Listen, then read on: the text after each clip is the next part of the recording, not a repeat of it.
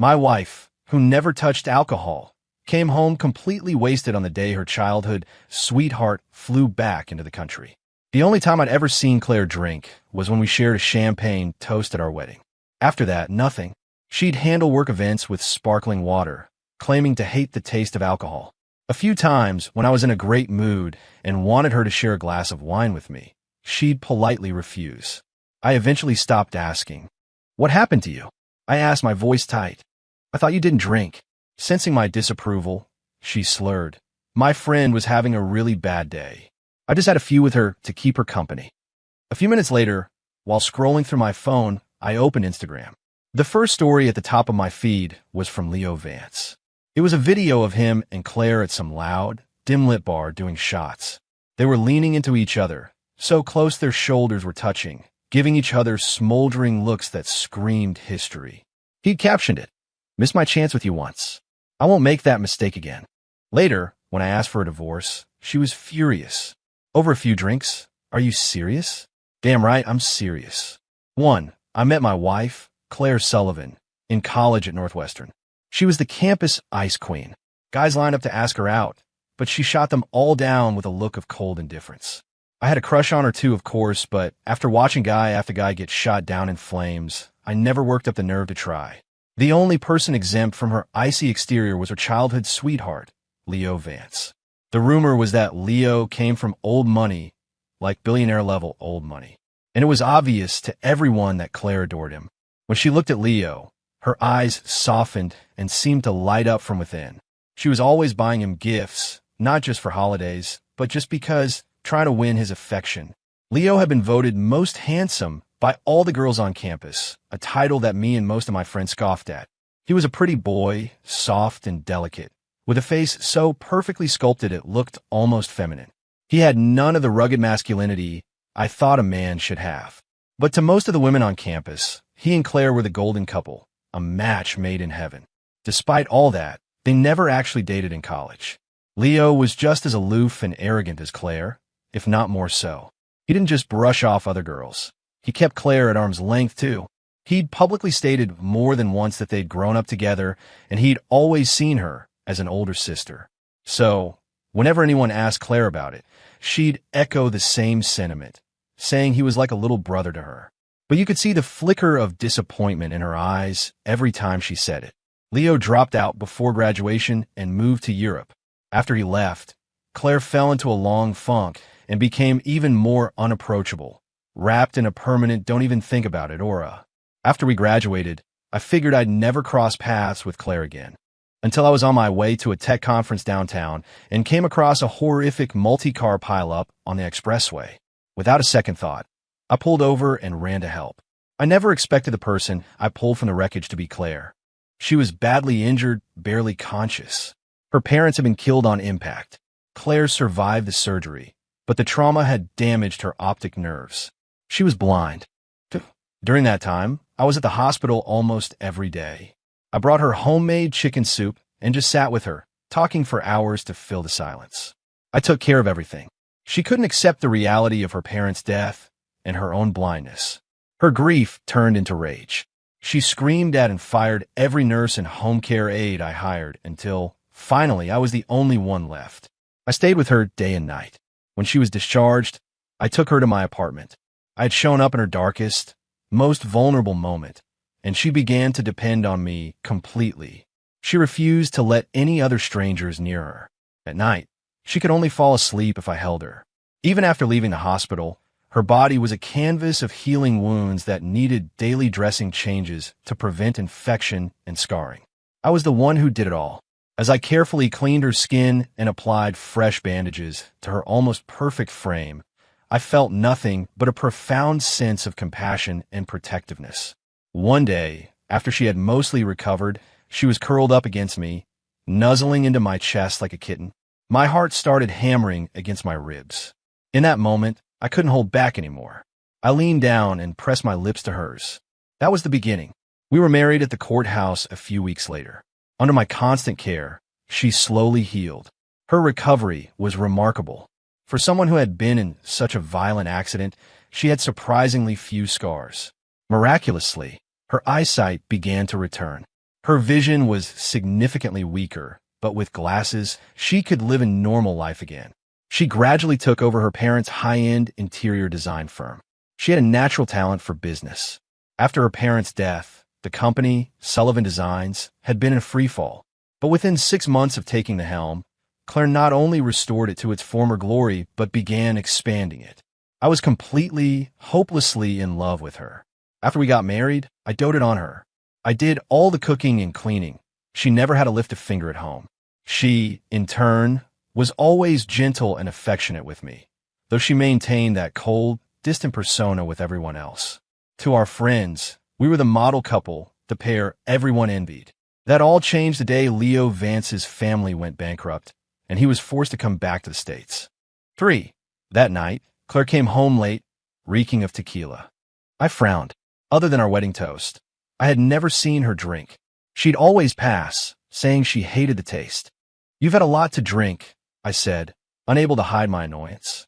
"I thought you didn't do that." She must have heard the edge of my voice because she quickly explained, "My friend was having a rough time, so I had a few drinks with him." I didn't push it. I just went to the kitchen to get her some water and Advil. Later, as I was lying in bed scrolling through my phone while Claire was in the shower, I saw Leo's Instagram story. It was a video of him and Claire at a bar, their heads close together, looking deeply into each other's eyes as they did shots. The caption read, "Missed my chance with you once. I won't make that mistake again." A cold dread washed over me. Leo was back. That post set off every alarm bell in my head. Back at Northwestern, anyone with eyes could see how Claire felt about him. When Claire came out of the shower, wearing a silky nightgown, and slid into bed next to me, I hesitated before asking, "Was it Leo you were out with tonight?" She flinched, a flicker of panic in her eyes. How? How did you know?" Seeing the grim look on my face, she quickly snuggled into my arms. "Oh, Ethan, don't be like that," she cooed. "Leo and I grew up together. He's like a little brother to me. Always has been. His family lost everything, and he's had a really rough time overseas. He's back now, with nowhere to go. I just feel bad for him and want to help him out." She ran a soft hand over the stubble on my chin, a playful smile on her lips. "What's wrong, honey? Are you jealous?" When I didn't answer, she giggled, then adopted a serious tone. "Ethan, you have nothing to worry about. I love you, and only you." With that, she climbed on top of me and started unbuttoning my shirt. In all our years of marriage, I was almost always the one to initiate things. But that night, she pulled out all the stops, and we were both completely lost in the moment. 4. Claire and I both run our own companies. We generally stay out of each other's business operations. The next day, however, our firms were collaborators on a big project, so I decided to stop by her office to discuss it in person. When I got there, I was told Claire was out with her new assistant. My stomach dropped. I knew, instantly, it had to be Leo. I called her several times, but it went straight to voicemail. I waited in her office for over 2 hours. Finally, they walked in, laughing and carrying shopping bags from high-end stores like Gucci and Burberry. Just before they entered the main office, I saw Claire tenderly brush a non-existent piece of lint from the lapel of Leo's expensive new suit, her eyes full of a watery softness I knew all too well. When Claire saw me, the guilt on her face was fleeting but unmistakable. "Ethan, you're here. Why didn't you call first?" "Check your phone," I said coldly. I did, multiple times. She pulled out her iPhone and glanced at the screen, looking embarrassed. "Oh, sorry. My phone was on silent. Leo just got back, so I was helping him pick out some new clothes." Leo looked at me, a smug glint in his eyes. He stepped forward and held out his hand. "Ethan, long time no see." I ignored his hand and looked him up and down. 5 years, and he still had that same soft, pretty boy look I'd always despised. Seeing his face again made my stomach turn. I raised an eyebrow. "Claire tells me you two grew up together, and that she's always seen you as a little brother." I paused for effect. "Isn't it a little disrespectful to call me by my first name? Shouldn't you be calling me brother-in-law?" The words hung him out to dry. His hand was stuck awkwardly in the air, not knowing whether to drop it or pull it back. The atmosphere thickened with tension. Suddenly, Leo's eyes reddened. He turned to Claire with a wounded expression. "Claire, I don't think Ethan likes me being here. I know I shouldn't have come back, and I definitely shouldn't have come to your company. It was all my mistake. I'll just go." Claire immediately panicked. She grabbed Leo's arm, then shot me a reproachful look. Ethan, I told you about his situation last night. He has no one else to rely on in this country. Please, don't make this harder for him. Seeing the tears welling up in Leo's eyes, I bit back the disgust and said nothing more. Pushing it would only drive Claire further away. After all these years together, I had to at least give her a chance to do the right thing.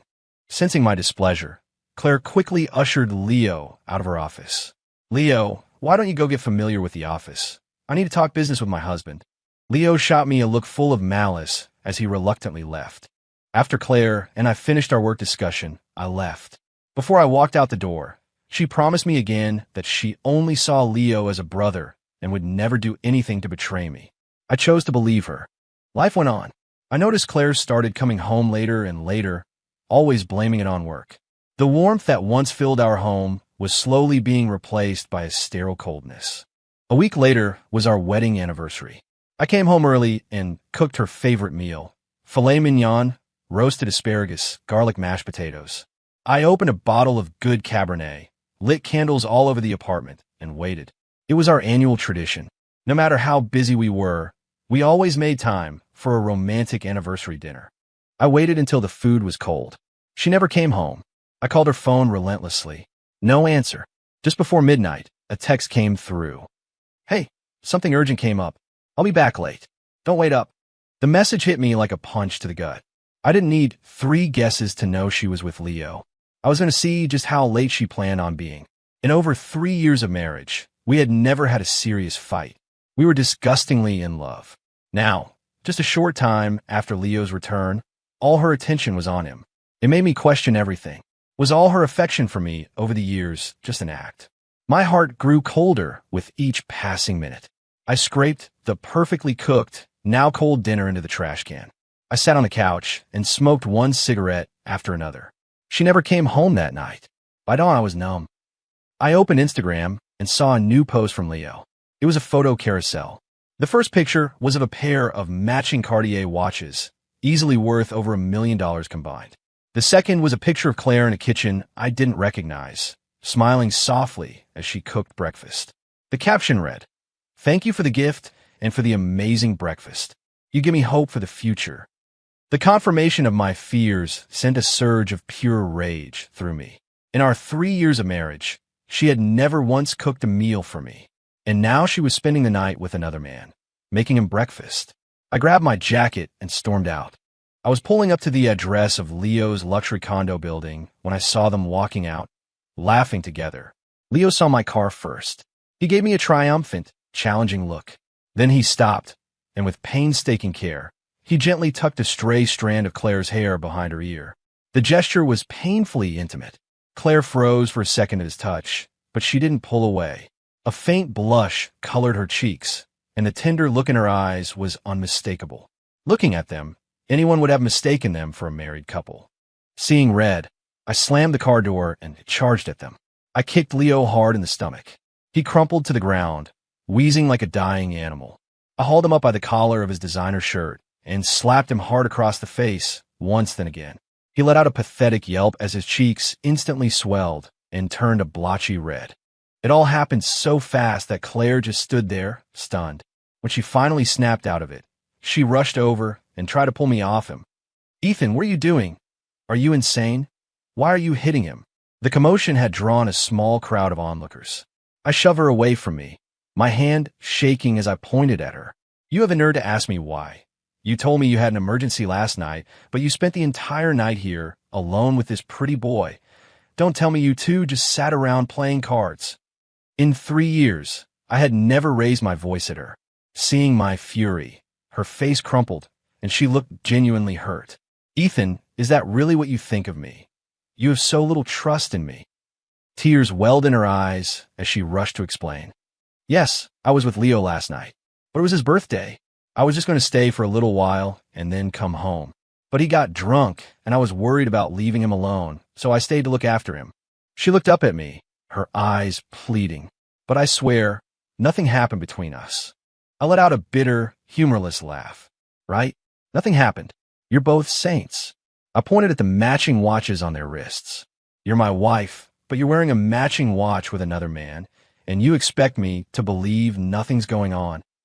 My voice rose with every word. Last night was our wedding anniversary. I waited for you all night while you were here celebrating another man's birthday. And you're telling me nothing is going on? Tell me this, I demanded, my voice echoing in the quiet morning. In 3 years of marriage, have you ever once cooked for me? Have you ever even set foot in the kitchen? But you'll stay up all night to take care of him and then wake up to make him breakfast? And I'm supposed to believe nothing is going on? I sneered. Do you even believe that lie yourself? The crowd erupted in derisive chuckles, their looks of contempt for Claire and Leo intensifying. Claire's face was ashen. She was trembling. She reached for me, tears streaming down her face. Ethan, I know I was wrong. I completely forgot it was our anniversary. I'm so sorry. But there's really nothing between me and Leo. I only see him as a brother. I glanced at Leo and saw the light in his eyes dim. Looking at his swollen, pig-like face, some of my anger subsided. But what Claire had done had planted a thorn deep in my heart. I yanked my arm away from her grasp. Claire, stop treating me like an idiot. With that, I turned and walked away. Claire started to run after me, crying my name, but a loud groan from Leo on the ground made her stop. She hesitated, then turned back to check on him. Back in my office, I got a call from Chloe Jensen. We had grown up together, and she said she had just graduated from college and was looking for an internship. She wanted to know if she could work at my company. Thinking about how Claire had made Leo her personal assistant, I thought for a moment and then agreed. I told her she could be my new assistant. My software company had grown significantly over the years, with satellite offices in several major cities. I often had to travel with an assistant for site visits. To make Claire feel secure, I had always insisted on having a male assistant. But if she could have a man as her right hand, why couldn't I have a woman? Late that afternoon, a vibrant, energetic Chloe showed up in my office. I almost didn't recognize her. The last time I'd seen her, she was just a kid, my little shadow, always following me around and playfully declaring she was going to marry me someday. She was 3.5 years younger than me, and I'd always seen her as the little sister I never had. She had been a pretty kid, but now she was breathtaking, more beautiful than Claire and younger. She was wearing a short, apple green dress that showed off a pair of long, perfectly straight legs that I found it hard to look away from. Chloe noticed me staring, and instead of getting offended, she playfully leaned in close, covering her mouth as she giggled. Ethan, you've been staring at my legs for a while now. My face flushed. Don't be ridiculous, I said, trying to sound stern. I was just thinking about something and got distracted. She just smiled, not buying it for a second. I changed the subject. Have you found a place to stay yet? Chloe pouted. I came all this way to be with you, Ethan. I figured you'd help me with that. I thought for a moment. The company has corporate housing, but I'm not sure you'd be comfortable there. Tell you what, I have a condo near the office that's just sitting empty. You can stay there. But first, let's get some dinner. I stood up to leave, but Chloe grabbed my hand. I don't want to eat out, she whined playfully. I want you to cook for me. I was taken aback for a second, then nodded. All right, the condo has a kitchen. We'll stop for groceries, and I'll cook for you tonight. Back when I was in middle school and she was in elementary, my parents were often away on business trips. We couldn't afford a housekeeper, so I learned to cook for myself.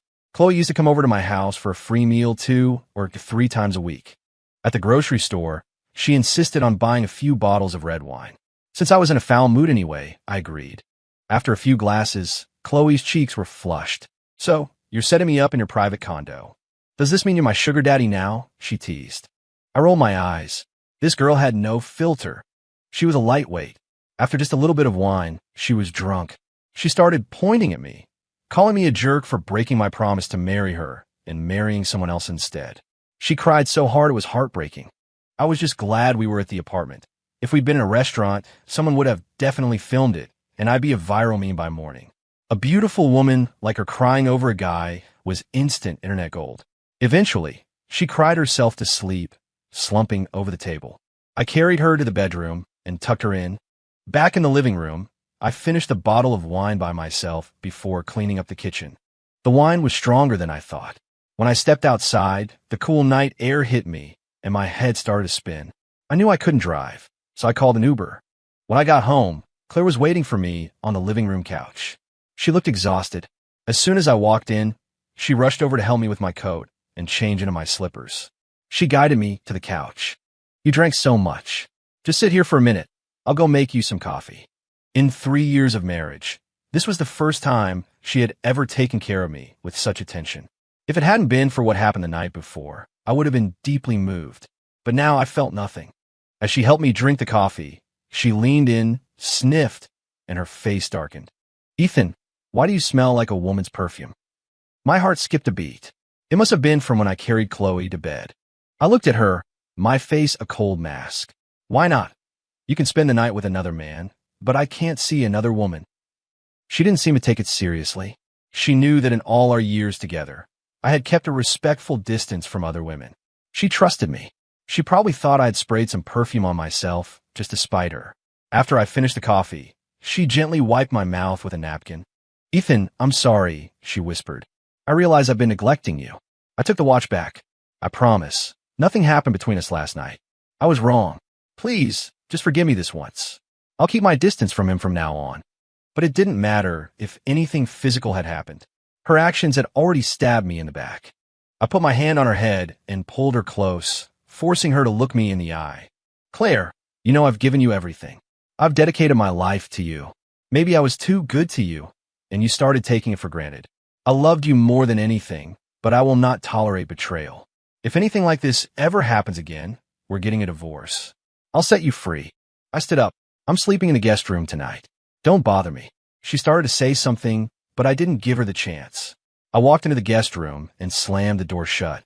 The next morning, when I got up, Claire was in the kitchen making breakfast. I glanced over and saw it was a mango smoothie. After I showered and got dressed, she had already poured it into a glass and set it on the table. "Honey, breakfast is ready. You should eat something before you go to the office." I strapped on my watch, picked up my blazer, and walked toward the door. "No thanks. I'll grab something on the way." Her body went rigid, and I could see tears glistening in her eyes. "Ethan, are you still not going to forgive me? I told you, there's nothing going on with Leo."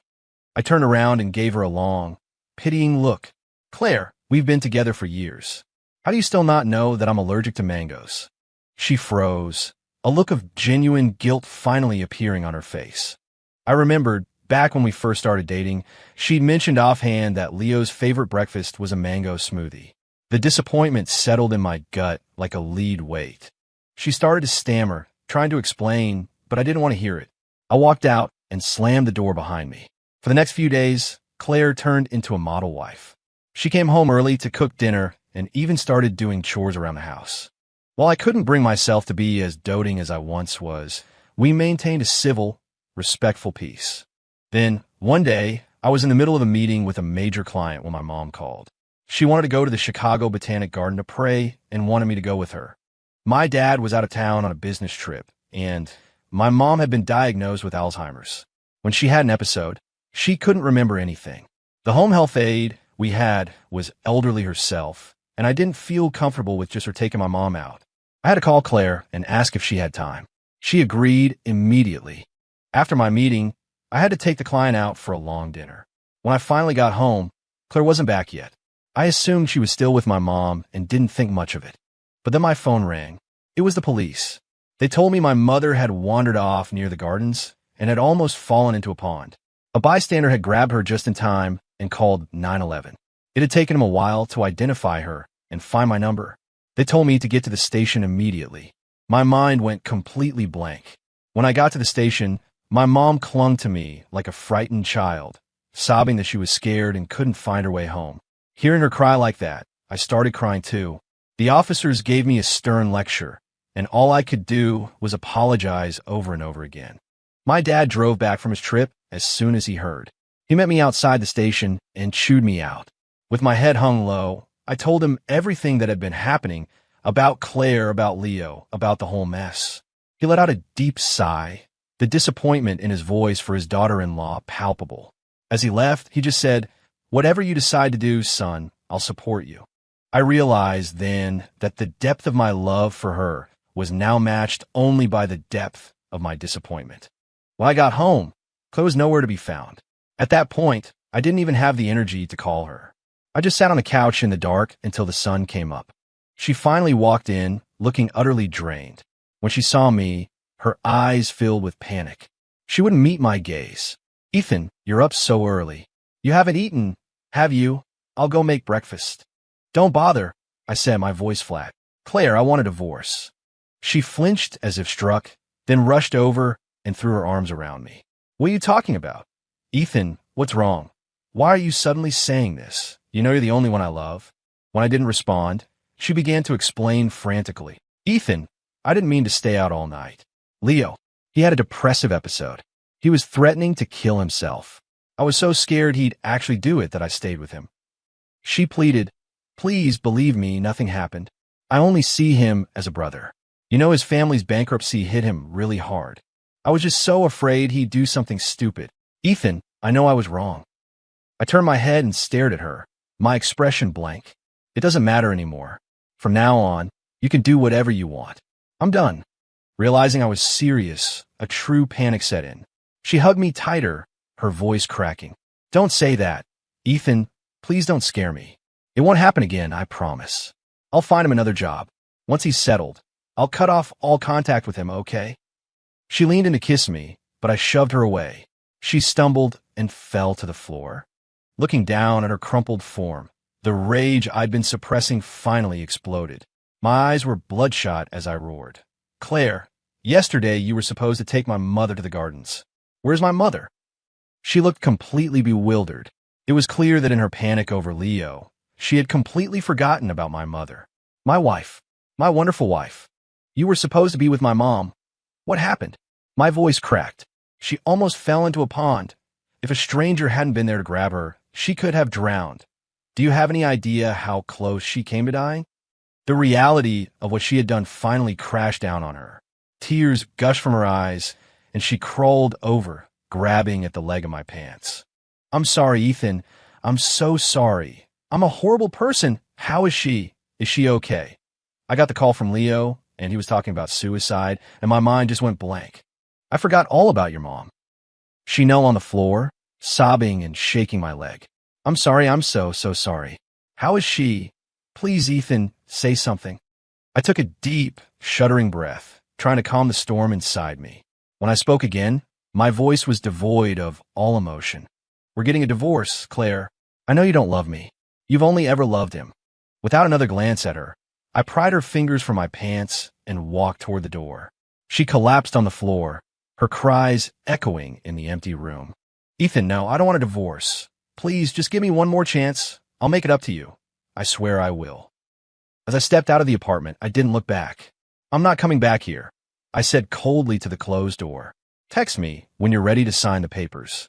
Then I walked away without a second thought. The first thing I did at the office was book a business trip to Miami for myself and Chloe. I didn't really need to go in person, but my head was a mess, and I needed to get away. For the first 3 days, Claire called me nonstop. I ignored every call and sent her a single text. "Stop calling me. I don't want to hear your voice. Text me when you're ready to sign the divorce papers." After that, the calls stopped. Chloe was perceptive. She could tell I was in a dark place and kept pestering me to tell her what was wrong.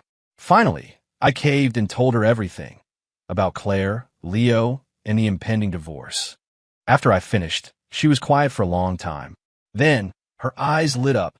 "Ethan, we're pretty much done with the work stuff here. Why don't we hit the beach? It'll be good for you to clear your head." It was exactly what I needed.